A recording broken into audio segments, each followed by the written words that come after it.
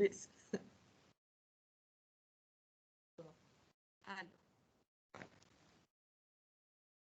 Donc, ça va être notre dernier chapitre, théoriquement chapitre 3. Normalement, on a 4 chapitres, mais on va faire que 3.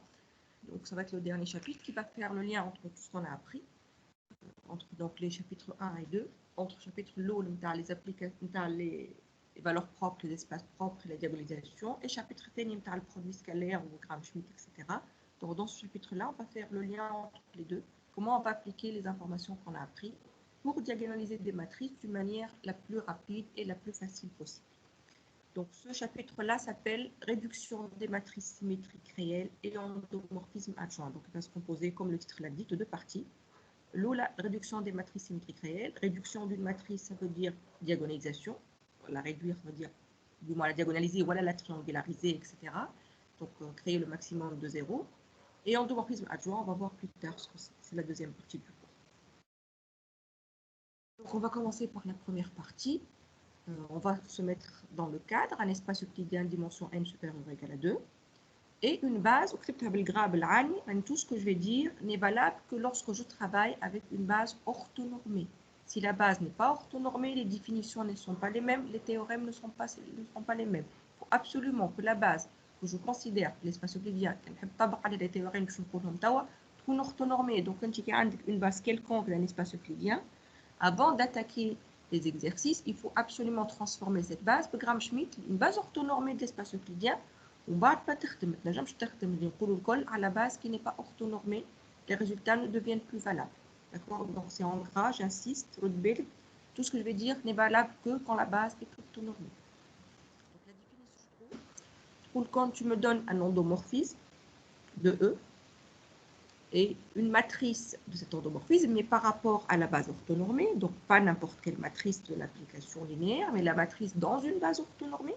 Puis le Rn, c'est facile, parce que la base canonique est toujours orthonormée. Bien sûr, si je parle du produit scalaire canonique. Et si je sors de Rn, tout de suite, l'espace des polynômes, on sait que la base canonique dans l'espace des polynômes n'est pas orthonormée, on l'a vu au chapitre verbal. Donc, fait l'espace des polynômes, tout de suite, ceci n'a plus aucun sens. Donc, si je prends un endomorphisme de E, je prends sa matrice dans la base orthonormée, on va dire que l'endomorphisme est symétrique si sa matrice est symétrique. Donc, transposé de M égale M, quelle matrice symétrique? Alors, l'endomorphisme est symétrique. Bien sûr, toujours, à condition que la matrice soit la matrice dans une base orthonormée. Donc, il peut y avoir d'autres matrices dans d'autres bases qui ne sont pas symétriques. Et pourtant, l'application reste symétrique, parce que je ne regarde pas si la matrice est symétrique ou elle est, avant de regarder si la base est orthonormée ou elle est. Si la base n'est pas orthonormée, je m'en fous, la matrice symétrique ou la symétrique, je m'en à l'application symétrique. L'application pour une symétrique et une matrice, c'est symétrique dans une base orthonormée. Qu'est-ce qu'on dit? Est-ce qu'on va démontrer? On va démontrer que si tu me donnes une application symétrique, ça veut dire qu'elle change de place dans le produit scalaire, c'est-à-dire que f de uv égale uf de v, quel que soit uv dans E. À condition, bien sûr, que la matrice M que je considère est une matrice dans une base orthonormée. Bien. Alors, on va démontrer ce résultat ensemble. Alors, le produit scalaire U scalaire V pour transposer de E fois IN fois V. علاش IN هذه في الوسط؟ d'accord شكون نجم يقول لي علاش IN في الوسط هذيك اش معناها؟ بها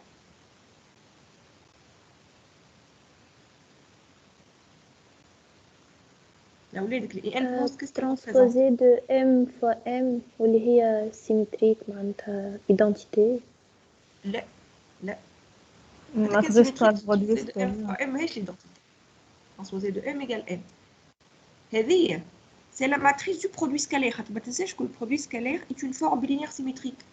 كأنه الفي نتاعنا. مش احنا قلنا phi de UV c'est transposé de E fois la matrice de phi fois V. Donc pour moi le IN qui est au milieu c'est la matrice du produit scalaire. وإحنا شفنا في الكور اللي قبل que quand la base est orthonormée, la matrice du produit scalaire qu'il y a au milieu est l'identité. Quand la base est la matrice d'une forme linéaire que je تعمرها phi de E1 E1, phi de E1 E2, phi de E1 En, etc. فكرتوا الحكاية هذه؟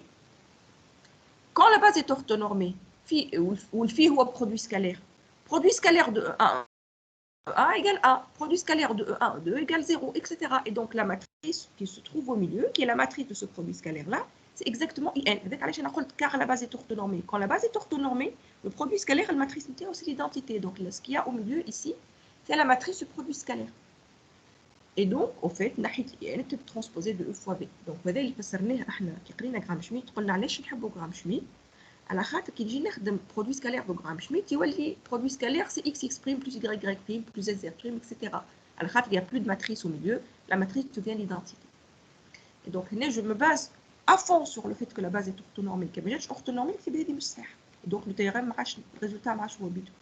Donc si je prends un produit scalaire, comme la base est orthonormée et donc la matrice du produit scalaire c'est IN, je sais que E scalaire V c'est forcément transposé de E fois V.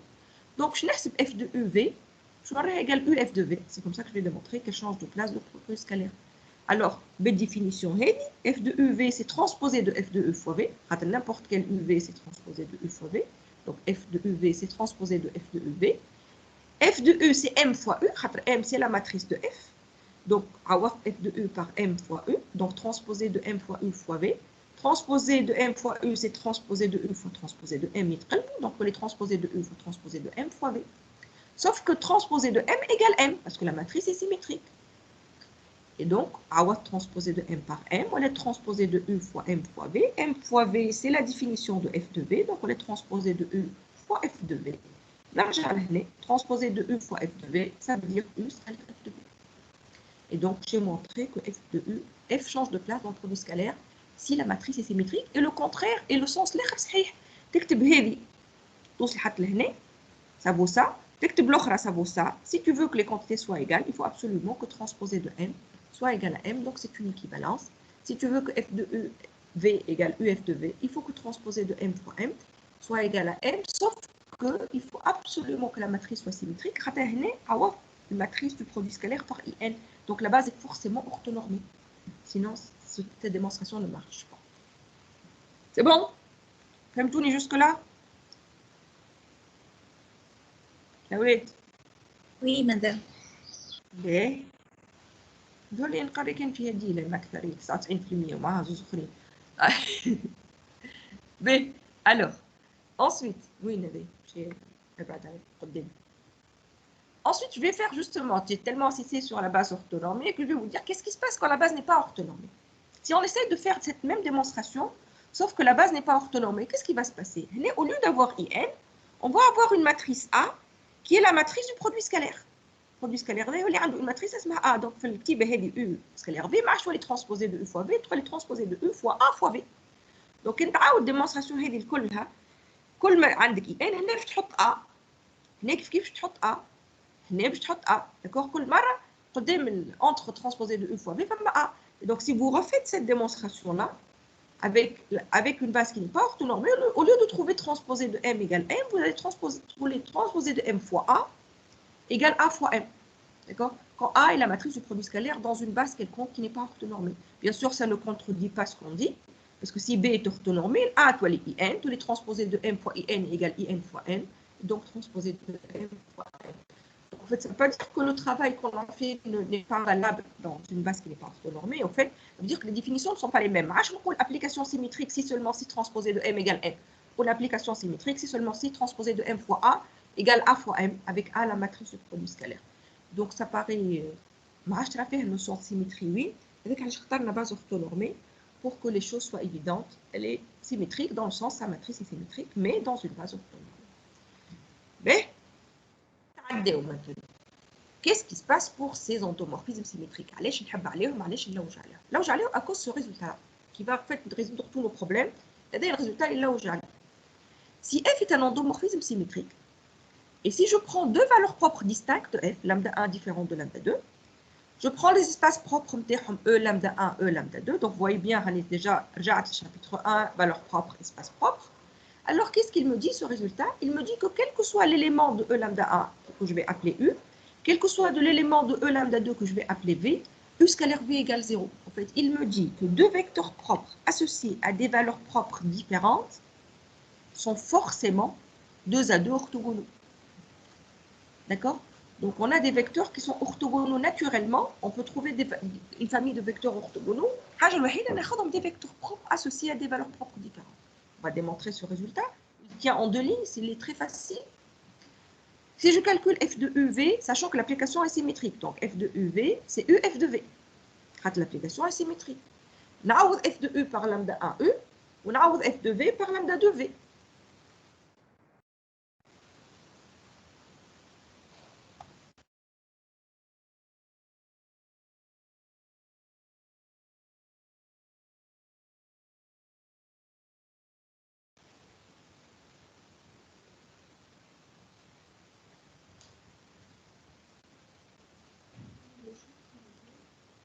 D'accord?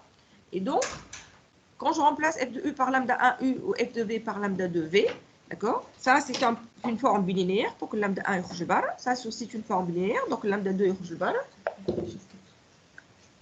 Et donc,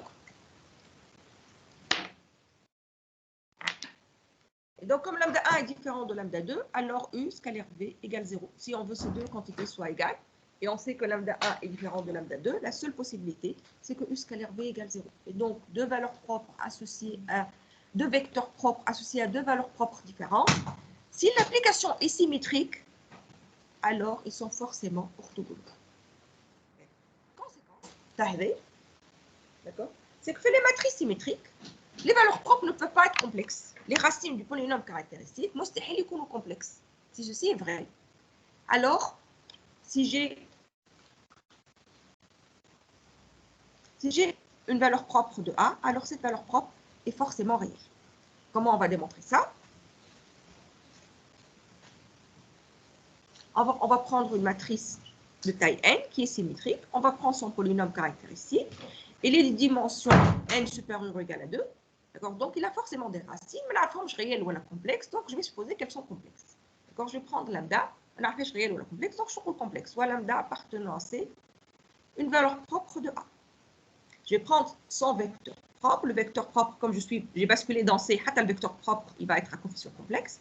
Donc, je vais prendre U, X1, Xn appartenant à Cn, un vecteur propre associé à lambda. D'accord? Je sais que A fois U égale lambda U. U est un vecteur propre associé à la valeur propre lambda. Donc, A fois U égale lambda U. Je vais passer toute cette quantité le conjuguer. Je vais mettre barre à la hédicole. Sauf qu'il faut barre à la hédicole. A, c'est une matrice réelle. Donc, la seule qui ne va pas passer à barre égale A, il A. Donc, faites quoi? Je peux mettre à barre, il y a A. Mais le berclicole, U bar, lambda bar, U bar, le berclicole, c'est complexe. Donc, A U bar égale lambda bar, U bar. Je suis passé au conjugué. Ça veut dire quoi? Je m'en ai A fois U bar égale lambda bar, U bar. U bar est un vecteur propre associé à la valeur propre lambda bar. A fois quelque chose égale constante fois sur quelque chose. Donc, U bar est un vecteur propre associé à la valeur propre lambda bar. C'est bon jusque-là? T'as fait? Oui, madame. Donc, en supposant que ce lambda-là n'est pas réel, mais une valeur propre quelconque, on a voir que toutes les valeurs propres sont complexes, sont réelles. Supposons qu'elle n'est pas réelle, ça veut dire qu'elle est complexe pure, elle est vraiment complexe. Ça veut dire que lambda et lambda bar sont différents. Un nombre complexe, si je veux savoir qu'il est réel ou pas, les réels sont tels que lambda égale lambda bar.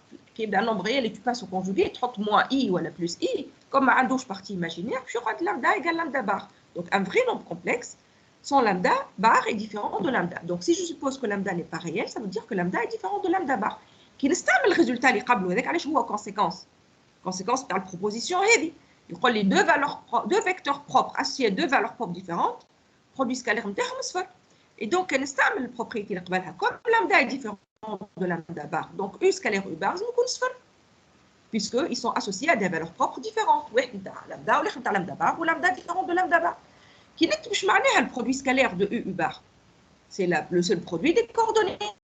Donc x1, x1 bar, les coordonnées de U bar, x1 bar, x2 bar, xn bar. Donc la somme des xi bar égale 0. Sauf que la somme des xi bar, c'est la somme des modules au carré. Un nombre fois son conjugué, c'est son module au carré. Et donc, la somme des modules au carré égale 0. Ça veut dire que tous les xi valent 0. Ça veut dire que le u vaut 0. Ce qui est absurde. Il existe U non nul, tel que f de U égale lambda U. D'accord? Et donc, U ne va être nul parce que c'est un vecteur propre. Et donc, la supposition D, ici, lambda n'est pas dans R, est absurde. Donc, lambda est forcément dans R. Si je suppose que lambda n'est pas dans R, je trouve que le vecteur propre, il vaut 0, il n'a pas le droit de valoir 0. Et donc, dans une matrice symétrique, les valeurs propres, une matrice symétrique réelle. Donc, le cours réduction des matrices symétriques réelles. Donc, dans les matrices symétriques réelles, c'est que les racines du polynôme caractéristique, elles sont toutes réelles. Maintenant, je suis polynôme caractéristique de la matrice symétrique, x plus 1 au carré. Ça n'existe pas. Les racines ne peuvent pas être complexes. Voilà. Donc, il y a des cas où les matrices symétriques les valeurs propres sont toutes réelles. Les vecteurs propres associés à des valeurs propres différentes sont orthogonaux. On a plus de résultats que dans les matrices quelconques qu'on traitait au chapitre 1.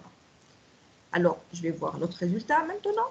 Si je prends un endomorphisme symétrique et que je prends F, un sous-espace vectoriel de E, stable par cet endomorphisme. Je vais le fichier. Bon, le fichier, c'est pas grave, il manque de pause. Donc, si je prends un endomorphisme symétrique de E et je prends F, un sous-espace vectoriel de E stable, je m'en ai stable, F de F inclus dans F, je m'en ai F de F inclus dans F. Ça veut dire que n'importe quel élément dans F, son image, si je prends U appartenant à F, F de U reste dans F. C'est-à-dire que je m'en ai F de F inclus dans F. Quel que soit U dans F, F de U appartient à F. Quand je prends l'élément de F, son image, ma تخرج من F. C'est-à-dire que stable par F. C'est que les éléments de F, leur image, elle reste dans F, en grand F. Alors, il me dit que si tu prends un sous-espace vectoriel stable, alors son orthogonal reste stable. Parce que F orthogonal, il faut que F orthogonal y sous-espace vectoriel.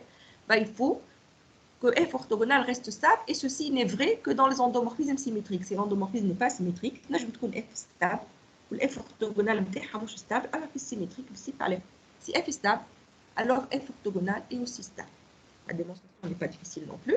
Je prends un vecteur dans F orthogonal, on veut montrer, que je vais appeler V, on veut montrer que F de V appartient à F orthogonal.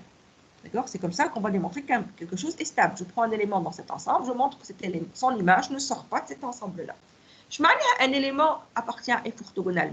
Il est orthogonal à tous les éléments de F. Quel que soit U dans F, il se met U F de V, c'est comme ça que je montre que quelque chose est dans F orthogonal. Son produit scalaire avec tous les éléments de F, quel que soit U dans F, U scalaire F de V, comme l'application est symétrique, U scalaire F de V, c'est F de U scalaire V. F change de place dans le produit scalaire. Donc, c'est F de U scalaire V. Sauf que le F de U est dans F. Allez, F de U dans F. F est stable. Comme U, F, son image, F de U reste dans F. Ou le V, on a F orthogonal. Donc, il y a un élément de F qui s'appelle F de U. Il y a un élément de F orthogonal qui s'appelle V. Le produit scalaire d'un élément de F avec un élément de F orthogonal, ça vaut 0. Donc, je viens de démontrer que F de V, produit scalaire quel que soit U dans F, ça vaut 0. Ça veut dire que F de V appartient à F orthogonal. Et bien sûr, c'est que l'application est symétrique. Donc, pour les applications qui ne sont pas symétriques, ce théorème, je ne sais pas si c'est vrai, s'il reste vrai ou pas. Ça dépend du grand F. D'accord. Je me donne ce théorème-là. Elle est là où j'allais. Nous, là. Toute matrice A appartenant à Mn de R symétrique, si elle est symétrique, elle est toujours diagonalisable.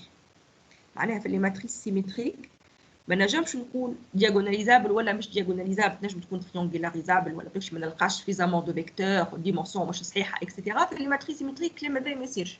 Quand je prends une matrice symétrique, sûre elle est diagonalisable. Dans R، اش معناها dans R؟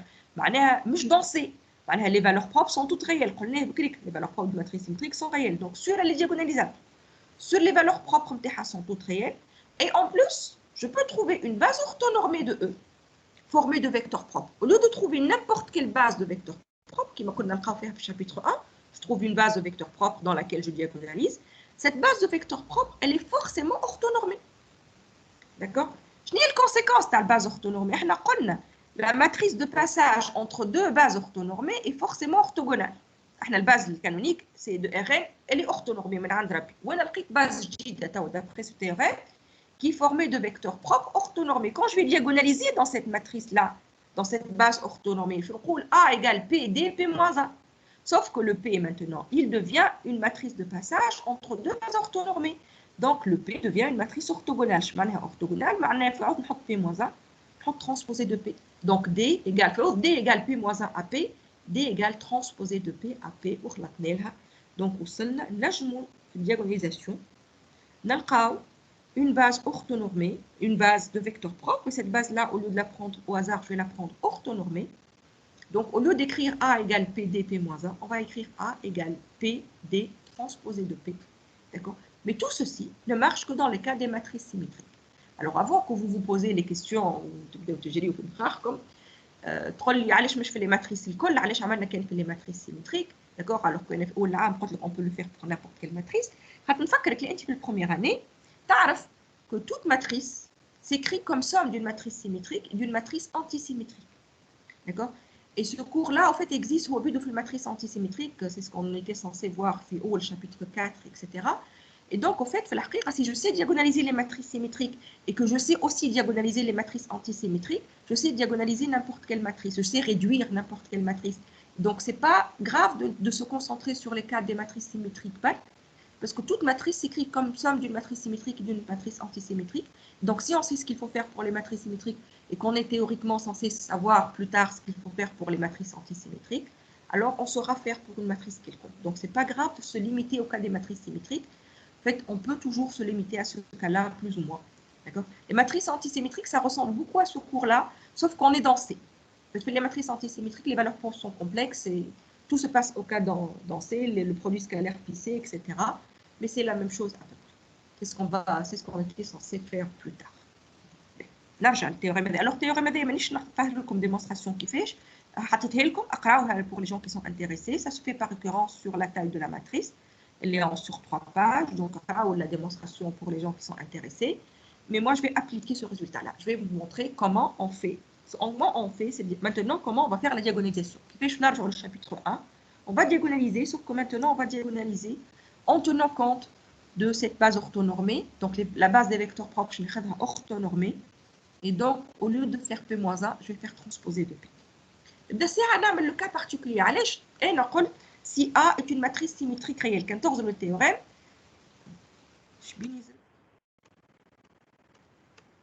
dans le théorème, la matrice, elle est réelle. Donc, le cours est réduction des matrices symétriques réelles. Maintenant, la matrice est à coefficient complexe, tout ceci est faux.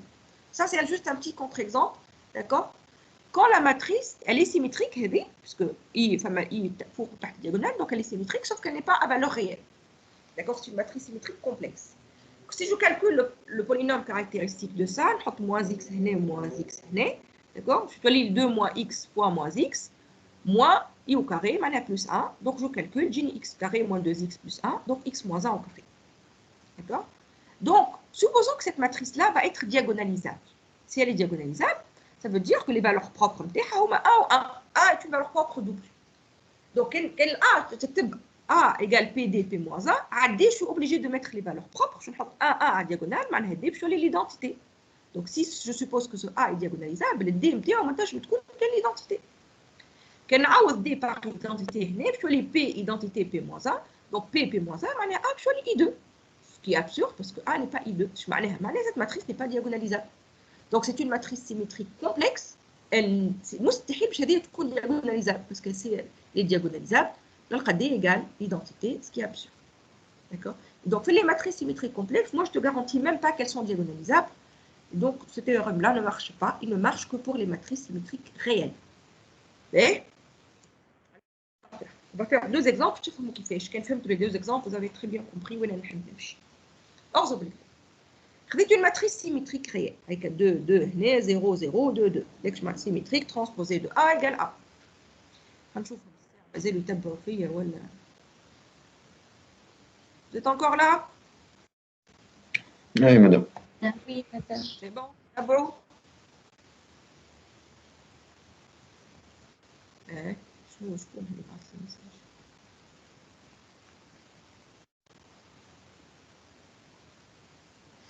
D'accord.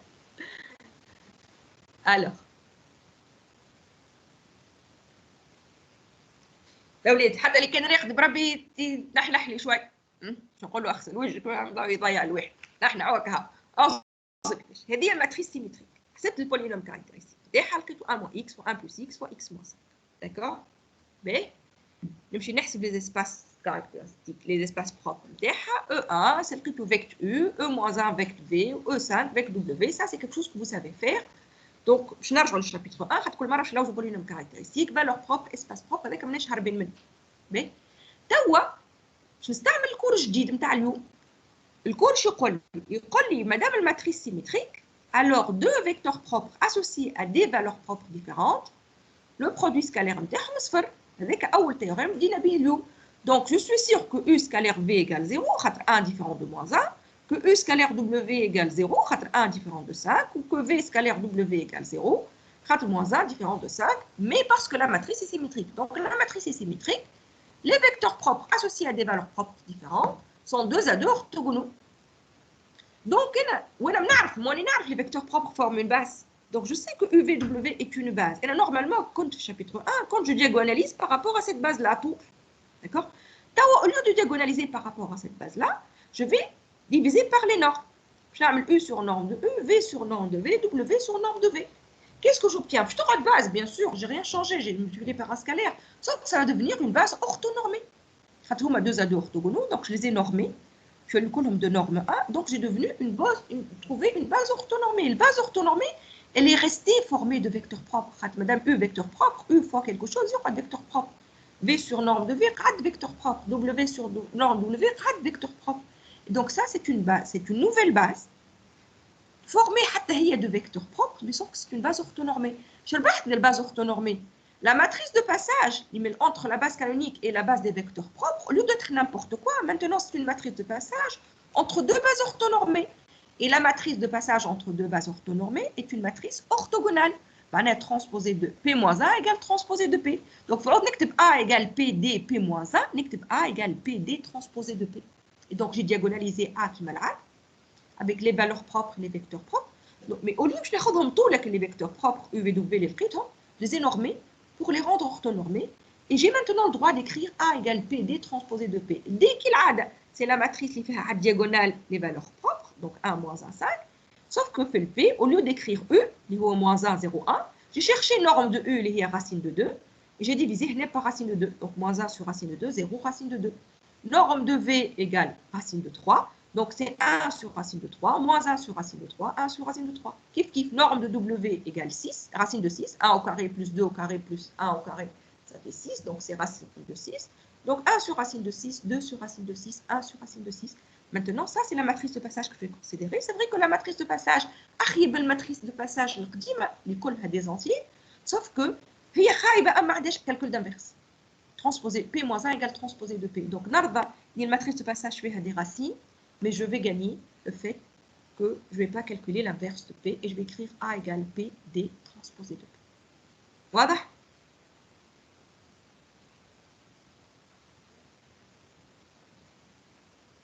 Oui, maman. B. Alors, maintenant, on va voir un autre exemple. Le cas est trop facile. Il y a trois valeurs propres distinctes, donc les vecteurs propres sont distincts, donc ils sont possibles 2 à 2 orthogonaux. Sauf que qu'est-ce qui se passe quand j'ai une valeur propre double? D'accord? كيما هنا la matrice اللي انا مغرومه بها اللي هما كلهم انات نعرفوا نحسبوا البولينوم كاركتيرستيك نتاعها نعرفوا que 0 est forcément une valeur propre parce que la matrice n'est pas inversible نعرفوا que 3 est une valeur propre خاطر كي نجمعوا les 3 colonnes نلقاو 3 هذا الكل تعلمناه جيسبر كو ما نسيتوش حتى كان نسيتوه احسبوا البولينوم كاركتيرستيك باش تلقاو moins x2 fois x moins 3 je calcule le vecteur l'espace E0 نلقى فيه deux vecteurs. L'espace E3 n'a un seul vecteur. Donc, je vais deux vecteurs, mais je risque d'avoir un seul vecteur parce que la matrice est symétrique. Les matrices symétriques sont obligatoirement diagonalisables. Donc, je fais une possibilité, je dis dimension de E0 toute la 1. Mais la dimension de E0 toute la 2, les matrices symétriques réelles sont toutes diagonalisées. Sauf que maintenant, le cours, je dis que je dis deux vecteurs propres associés à des valeurs propres distinctes sont orthogonaux. Donc, je peux te garantir que U scalaire W sphère et que V scalaire W sphère. Sauf que quand on a U scalaire V, je vais 1 fois 0, plus 0 fois 1, plus moins 1 fois moins 1, donc 1. Donc, je sphère. D'accord? Et donc, quand je vais U sur norme de U, V sur norme de V, W sur norme de V, je vais une base orthonormée. Le U ou le V, je suis orthogonaux. Et donc, il faut faire une étape supplémentaire. Quelle est l'étape supplémentaire? هي نعمل Gram-Schmidt, sauf que مانيش نعملوا Gram-Schmidt على الكل على اليو في دبليو باش نعملوا على اليو في برك وتنفهموا بالكدا ان شاء الله تفهموا في الاكزامبل علاش Gram-Schmidt باش نعملوا كان على اليو في. دونك باش ناخذ لي دو فيكتور اللي ماهمش اورتوغونال نعملهم Gram-Schmidt. Gram-Schmidt تعلمت نعملوا في الشابيتر 2. Donc c'est comme ça qu'on va combiner les deux chapitres en fait. Donc عملت الفالور بروبر espace propre كيما الشابيتر 1. استعملت chapitre 3 باش نقول deux ados orthogonaux. تو باش نستعمل chapitre 2 باش نعمل Gram Schmidt.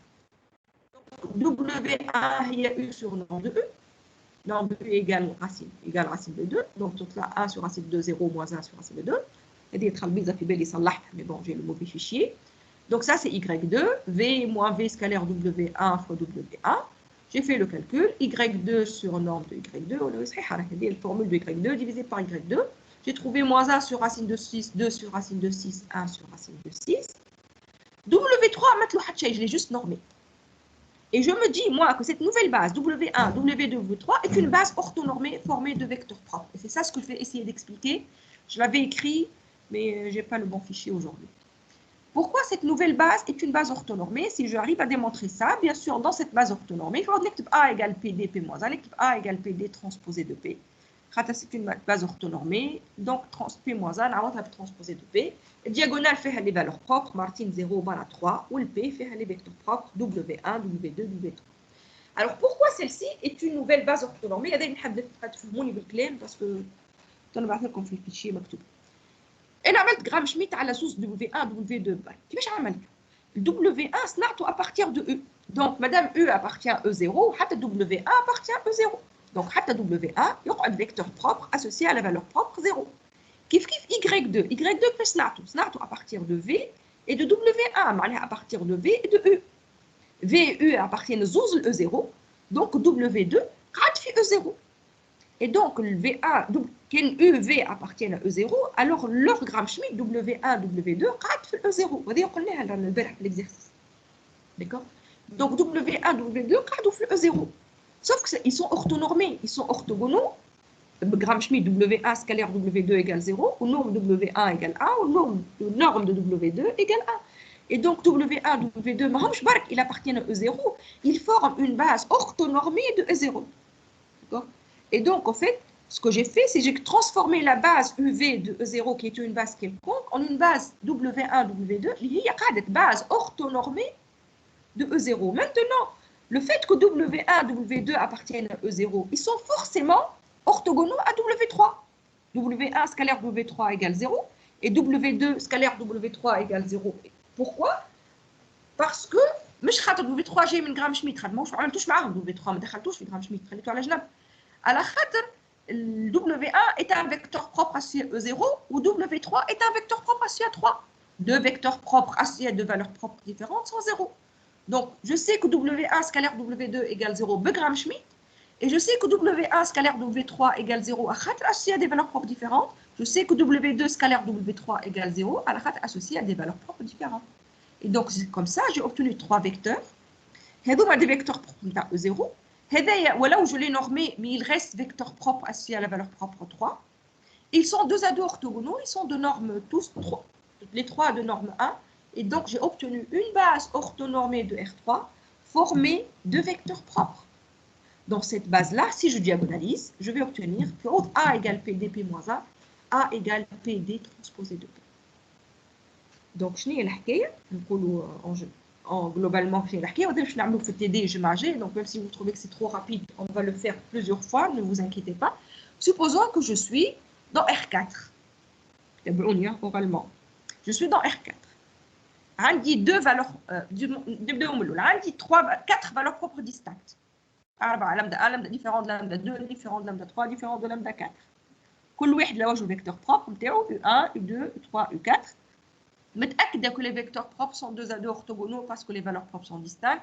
Si je te demande une base orthonormée de vecteurs propres, ما تعمل شيء, norme de U1, norme de U, تقسم على norme, tu vas obtenir une base orthonormée. Donc si les valeurs propres sont distinctes, ما عندك حتى مشكلة. Dans une matrice symétrique toujours, tu normes les vecteurs propres وكملت. Tu vas تكتب A égale PD P moins 1, تكتب A égale PD transposé de P. Okay. كاين عندي deux valeurs propres برك qui sont doubles. D'accord? كل واحدة تعطي deux vecteurs. واحدة U1, U2, l'autre V1, V2. كان تحب تعمل une base orthonormée ما تعملش Gram Schmidt على الأربعة مع بعضهم. برشا عليك. تعمل Gram Schmidt على U1, U2 وحدها وتعمل Gram Schmidt على V1, V2 وحدها.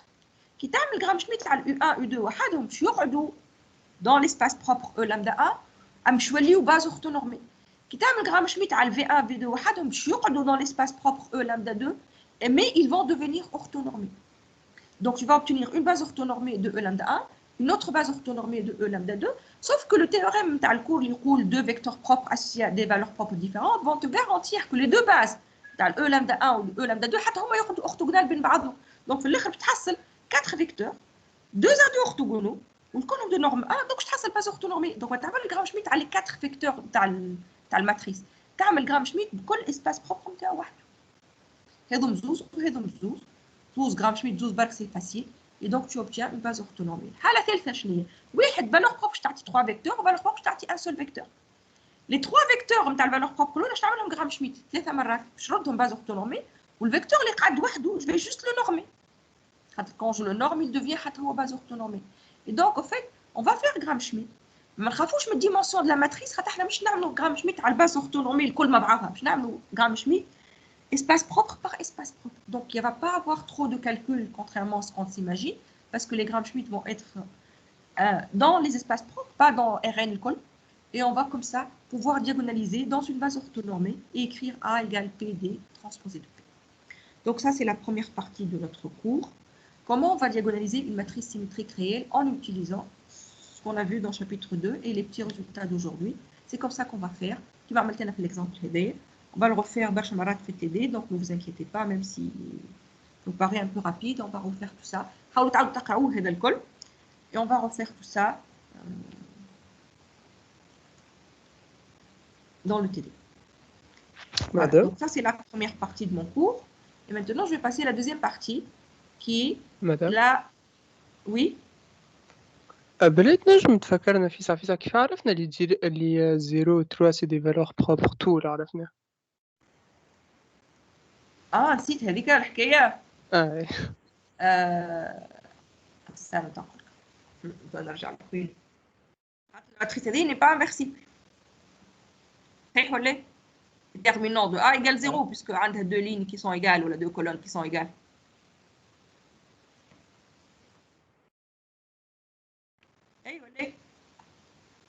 ايوه مدام. Déterminant de A égale 0, donc déterminant égale 0, معناها 0 est une valeur propre, هذيك sûr.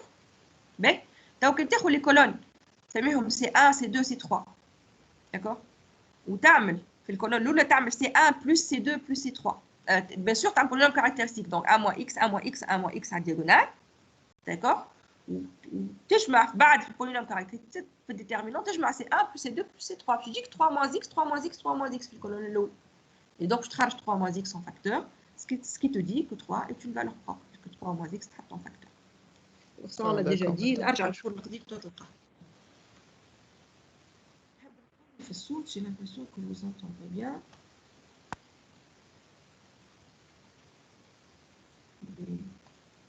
الصوت ديالي منين هلا بدينا نجرب شحال بالنا بعد من قدام.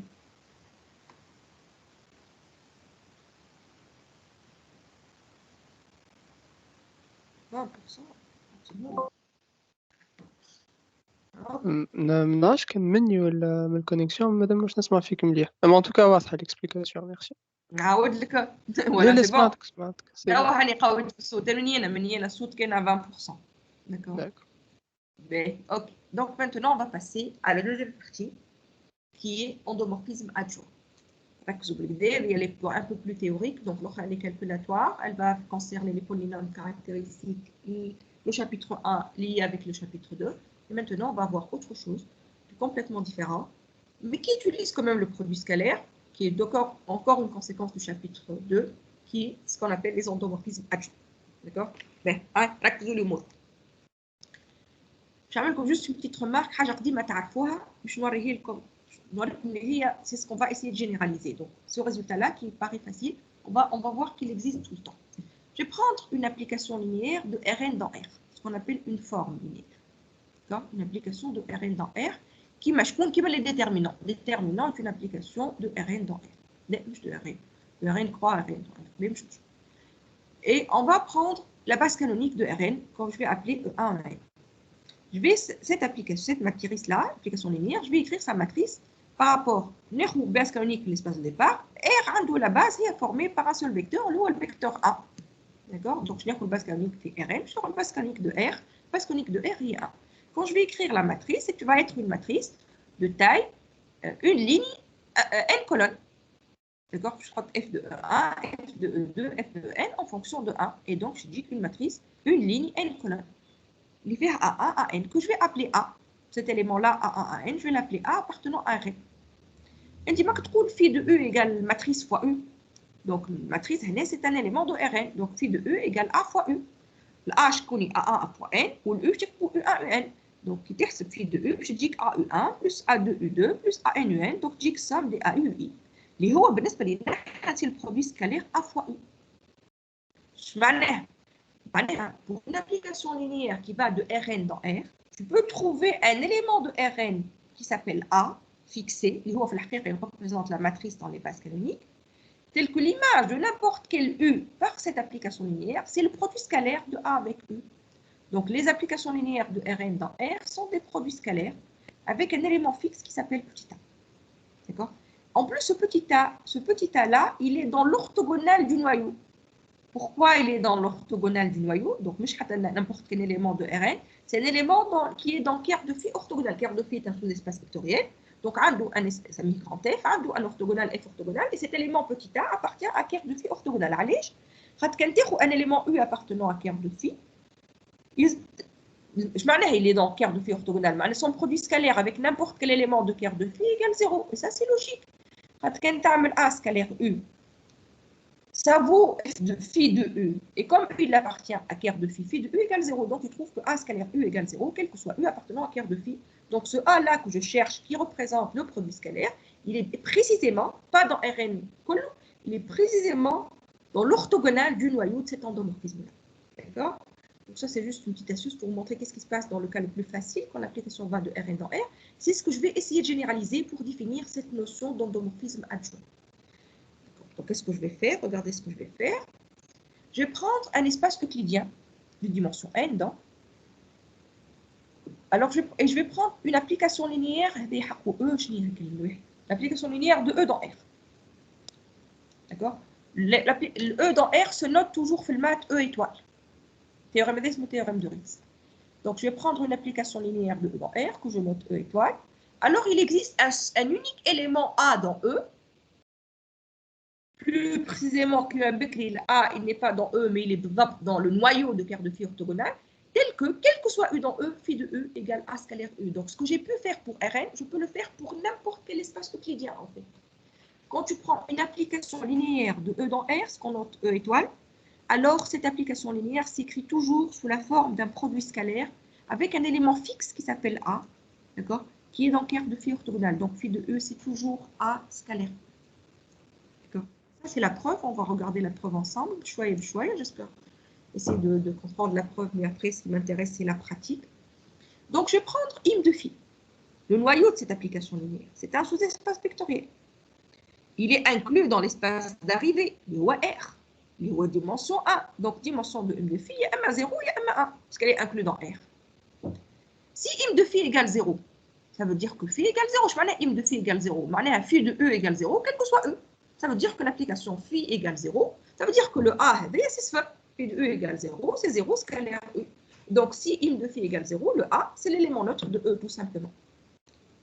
Donc, ce qui m'intéresse, c'est que si im de phi, dimension de im de phi égale 1. Quelle dimension de im de phi égale 1? C'est que dimension de quart de phi égale n moins 1. Dimension de im de phi plus dimension de quart de phi égale dimension de l'espace de départ. Il y a n. Donc, si dimension de im de phi égale 1, avec chemin de rang 1, la dimension de im de phi égale 1, alors dimension de quart de phi égale n moins 1. Donc, dimension de quart de phi orthogonale égale 1. D'accord? Donc, je vais prendre le générateur de quart de phi orthogonale. Je vais prendre x. Un générateur unitaire, donc dimension 1, donc il s'écrit vect de x, mais le x, je n'ai un élément quelconque, je n'ai unitaire, norme t ou 1. D'accord? Donc je vais prendre un élément, quart de phi orthogonal égale vect x, mais norme de x égale 1. Je vais prendre un élément de E, quart de phi plus quart de phi orthogonal égale E, donc tout élément de E s'écrit comme somme d'un élément de quart de phi, que je vais appeler y, un élément de quart de phi orthogonal. Le quart de phi orthogonal, il faut que x, ça met n'importe quoi, ça met alpha x. Allez, x est un générateur. Donc, un élément dans cœur de phi orthogonal s'écrit alpha fois le générateur. Donc, ça, c'est un élément de cœur de phi orthogonal. Si alpha x, x c'est le générateur, c'est le vecteur. Et l'élément de cœur de phi, c'est mu y. Quand je calcule x scalaire u, tu as alpha. Quand tu as u scalaire x, je dis que alpha x scalaire x égale 1, x unitaire, plus y scalaire x égale 0, y est dans cœur de phi ou x est dans cœur de phi orthogonal. Donc, si tu calcules x scalaire u, tu vas trouver alpha. D'accord? B. خذيت u, كتبته alpha x plus y, je vais faire phi de u, donc x scalaire u, عوضت u par alpha x plus y, d'accord? Et donc je trouve ça, je trouve x scalaire u phi de x. Donc c'est x, دخلت phi de x الداخل, phi de x est un réel, d'autres produits scalaires, je vais نحطوا على اليمين وعلى اليسار, je vais نحطوا x phi de x scalaire u. Et le a que je cherche, en fait, c'est le x phi de x. Je vais poser a égale x phi de x. Phi de u égale a fois x. Ben, le x que je cherche, c'est tout simplement x phi de x avec x, le générateur de cœur de phi orthogonal. On a bien a appartient à cœur de phi orthogonal. Allez, je rappelle x appartient à cœur de phi orthogonal multiplié par un scalaire, mais proche de cœur de phi orthogonal. A est unique, parce que si tu fais a scalaire u égale b scalaire u, d'accord? Ça veut dire que a moins b scalaire u égale 0, quel que soit u. C'est vrai quel que soit u. Donc, u par a moins b, tu as une norme de a moins b égale 0. Donc, a moins b égale 0. Donc, a égale b. Donc, j'ai trouvé un élément a, appartient à un cœur de phi orthogonal, x phi de x, qui vérifie phi de u égale a fois u, quel que soit phi. La démonstration n'est pas évidente, je sais, ما trop ما حكيتش بها مي بالحقيقه حبيت نعملها كنا نجم نخلفها كيما خلفت التيوريم تاع بكري مي بون كوم جو ان بو طون حاولت نفسرها خاطر هذيا جيستيم كي تقراها وحدك تجيك صعيبه شويه الاخرى كي تقراها وحدك تفهمها جوست طويله وكهو دوك هذيا يعني فسرت شويه لي جون كي سون انتريسي اللي يحب يعاود يقراها ويفهمها بالكدا سي انتريسون moi ce qui m'intéresse c'est que ce théorème là existe c'est que phi de e quelle que soit l'application linéaire de Rn d'un espace euclidien dans R d'un espace euclidien E dans R l'arrivée ou R phi de e s'écrit toujours A scalaire U. Il existe un A. On va faire, ce qui m'intéresse maintenant, c'est comment on va faire ça dans la pratique. Je vais prendre l'espace E, ou R2 de X, muni de son produit scalaire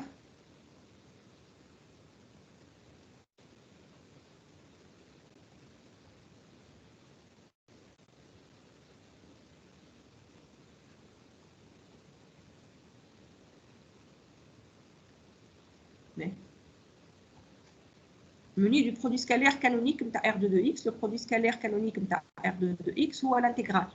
L'intégrale de moins A1 fait de X de X de X. Nous avons fait chapitre 2. On a dit le produit scalaire, etc. On a fait le calcul de l'Oubel. Nous avons fait le calcul de la quand l'application est impaire, cette intégrale-là vaut forcément 0. Donc, on a des intégrales là aujourd'hui. Les intégrales nous 0, tout. Pour les fonctions paires, nous avons 2 fois l'intégrale de 0, 1 pour que le calcul soit plus facile. Maintenant, je prends de l'application linéaire qui va de R2 de X dans R, qui associe à un polynôme P sa valeur en 0, maintenant sa constante, P de 0. Ça, c'est une application linéaire qui va de E dans R. D'accord? Donc, je crois les théorèmes il existe un A que je vais appeler P indice 0, c'est ce que c'est le A interne, tel que F de P, c'est P0 scalaire P. Donc, sous LMT, on va le chercher ensemble sur P0, comment on va le trouver? Comment on va trouver le petit A, l'UNS pour P0, tel que phi de P, le phi F, phi de P égale A, phi de E égale A scalaire E. Donc, c'est un élément de l'espace euclidien, donc c'est un polynôme de degré 2. Donc, je cherche un polynôme de degré 2, P0, tel que quel que soit P, AX2 plus BX plus C, يلزم P0 scalaire P égale 0. P0 scalaire P, je m'en ai l'intégrale, d'accord, de ceci égale l'image F de P est P de 0, P de 0 est C. Donc, j'ai écrit, je m'en ai F de P égale P0 scalaire P, عوض P AX2 plus BX plus C, عوض P0 alpha X2 plus bêta X plus gamma, وعوض F de P par P de 0 اللي هي C. J'ai écrit l'équation, d'accord? Je calcule cette intégrale-là, je mets l'impair, نحطهم صفر, donc le calcul, je crois, qu'il y a x4 ou x2 ou constante, d'accord? Et je trouve un système, puis 3 équations à 3 inconnus. Je calcule mes inconnus, alpha, bêta, gamma. Pourquoi je dis ça, ça égale à 0? Je calcule le système AD, quel que soit ABC. Donc, je vais trouver des équations en fait ABC. Ceci doit être tout le temps vrai, quel que soit ABC. Donc, si tu écris que ça doit être vrai, quel que soit ABC, tu vas trouver ces 3 équations-là. trois équations-là, تحسب alpha beta gamma قداش, et tu vas trouver que P0, il vaut exactement ça. Et donc, en pratique, c'est pas difficile de trouver le A. Même, cet exemple, les polynômes, Rn, c'est encore plus facile le calcul, mais il est intégral. Donc, en fait, c'est pas difficile de trouver ce A-là. Ce qui est important, c'est savoir qu'il existe. Il existe un élément qui vérifie ça. D'accord? Cet élément-là, on le calcule à la main. On écrit f de P égale f de U égale A fois U. On écrit le système. Et le problème, c'est quel que soit U. Si tu fais ça, quel que soit U, tu vas trouver le P0 qui vaut exactement ça. Voilà. Je vais m'arrêter là. Je vais m'arrêter là parce que je sens que la quantité devient énorme. D'accord? Et donc, on va utiliser cette information-là, ce petit résultat-là, un résultat d'algèbre linéaire qu'on aurait pu faire en première année, au fait que j'ai un alors. Bon, c'est vrai que je n'ai pas le produit scalaire. Bon, c'est pas grave, on n'a pas fait, ça marche. C'est un exoliste. C'est le problème. C'est déjà fait la première année le résultat. Mais en tous les cas, on va utiliser ce petit théorème de Ritz, d'accord, pour définir ce que je vais appeler la prochaine fois. Inch'Allah, endomorphisme adjoint. Donc, la prochaine séance, donc lundi prochain, on va finir le cours. Vraiment, mais allez le voir, c'est même pas. On va finir le cours, on va définir ce que c'est que cet endomorphisme adjoint. Et on va commencer la série que je vais essayer de vous envoyer au plus tard vendredi, comme ça au moins je vais vous envoyer la série. Je vous dirai l'exercice qui est absolument et on commencera à faire les exercices donc à partir de lundi jusqu'à la fin du semestre. On fait le cours.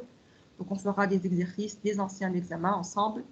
Donc à mon avis, vous aurez largement le temps de réviser. Comme je vous ai dit, la seule chose ne gardez pas les fichiers sous forme numérique, c'est compliqué à réviser. Il faut absolument que vous ayez un support, au moins des notes écrites quelque part, des fiches fermes, les résultats. Je suis qui nous dit chapitre 2, chapitre 1, je suis là où j'allais mettre il faut absolument que tu aies un minimum de résultats. Je me tabac ce qu'on est en train de faire. Et donc voilà, le cours est presque fini. Il reste très très peu de résultats à voir ensemble. Lundi, donc avant de commencer le TD, on finit ce quart d'heure de cours qui nous reste. Et on commencera les exercices. Donc on aura quoi, deux ou 3 semaines, je ne sais plus combien il nous reste. À mon avis, il nous reste donc 3 semaines. Je marque de ce que j'ai vu à l'arrêt de cours. Donc il nous reste 3 semaines pour faire les exercices. On fera autant d'exercices que vous voudrez. Moi, je vais vous proposer ce que j'ai. Et voilà. Donc, on va réviser à l'aide d'exercices. On aura largement le temps. Voilà. J'espère que vous avez compris. Surtout la première partie du cours. La première partie, j'estime que tout le monde est capable de la comprendre et de voir le lien, voir qu'enfin, on a obtenu ce qu'on voulait. On a fait le lien entre les deux chapitres linéaires, tous les résultats linéaires, et on peut maintenant diagonaliser, mais diagonaliser dans une base orthonormée, pas dans une base de vecteurs propres, pas dans une base quelconque de vecteurs propres. Dans cette base orthonormée de vecteurs propres, on n'a plus besoin de calculer P-A, parce que P-A est obligé d'être transposé de P, parce que P est la matrice de passage entre deux bases orthonormées. Voilà les jeunes, les enfants. On se voit donc lundi prochain. Envoyez-moi vos questions entre-temps. On va faire comme série.